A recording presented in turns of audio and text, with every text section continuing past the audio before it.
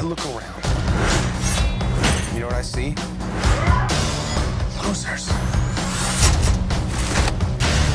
I mean, like, folks who have...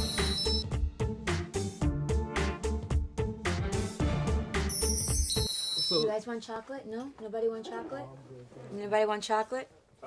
Ah, coño, me encanta. Zoe, always great to sit down and talk to you. Likewise. Now, you've been a part of 4 major franchises now, and it makes you a bona fide movie star. But more than that, I think you've really proven yourself as an action star. I know that we talked about this a little at Club Migana, but I know you grew up, you was a dancer. How much did that play into you being able to do these roles and deliver like these action sequences with those long legs and fast movement? I think if it wasn't for my ballet background, I would not be able to be doing the action films that I do. It's given me an ability to be so in tune with my body and to really push myself, because I sort of know my limitations, but I also know what I can do and what I can acquire to do if I just set my mind to it. Right. And I learned that through Avatar. You know, I went through such a grueling and amazing process of training through Avatar for 4 to 5 months that I thought, oh my God, like this is something I know it's a lot of work, but the payoff is so rewarding. Right. And it also felt like a very strong message to send out to young women, to sort of go, you can be physical. Don't just let all the guys have all the fun. Right. You know. Now you've played outer space in a couple of movies now as a couple of characters. Has it made you reconsider what may be out there beyond our clouds and our Always, atmosphere? My whole life. Yeah. My whole life, it's always felt like, what if? What's out there? Where are you? When are you coming? Can we go see you? It's fun. It would just feel like a whole waste of space if we were just completely alone. I would feel so vulnerable if that were the case. Yeah.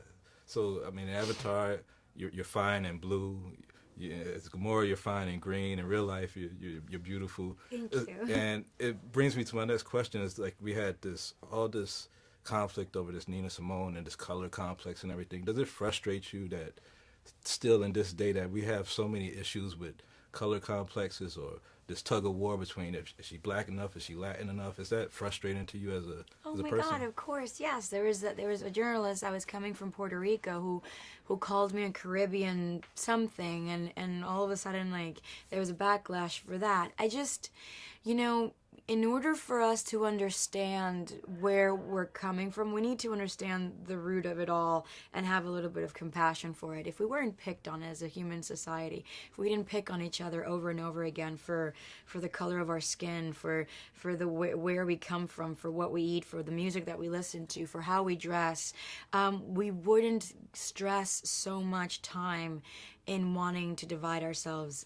But we are people that want that force ourselves to live divided, when in reality we should be more together than we think. Yeah. And so I could victimize myself and go, oh my God, why are they doing this to me? But I've never really been a victim. I try to understand where people are coming from, and then at the end I really tried to care for what other people say, but that is not in my nature to do so. Yeah. So at the end of the day, I can only trust that I come from a place of love, and if that lands wrong, then that's that's person's problem. That's never going to be mine.